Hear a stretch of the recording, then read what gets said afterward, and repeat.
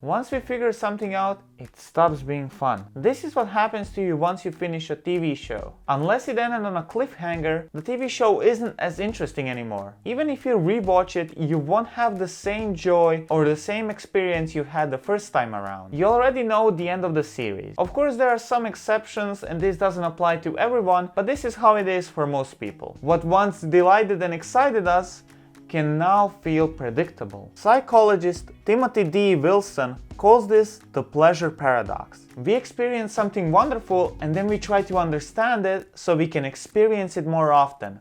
But once we do understand it, we take it off the edge of wonder and now it's no longer fun. But if the pleasure paradox appeared only in TV shows, it wouldn't be such a huge problem and we'd already find ways to deal with it. The problem happens when it happens in people's relationships, their work, or their everyday lives. Long-term relationships can sometimes feel repetitive and boring, but that doesn't mean you should change your partner just to get that rush of adrenaline again. Timothy Wilson proposes another technique that helps you deal with this problem without changing your partner, and it's a simple imagination game. What you want to do is imagine your life without the thing that stopped making you as happy as it used to do. Imagine your life without your parents, your partner, or whatever it is that matters most to you. How would that life look like? What would you miss? What's that special thing that occurred every day that you just took for granted? This helps us put gratitude in the center of things. And we already know that gratitude is a cure to dissatisfaction. So go out there and practice gratitude.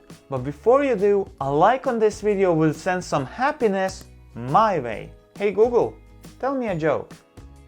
How do mountains see? They peak.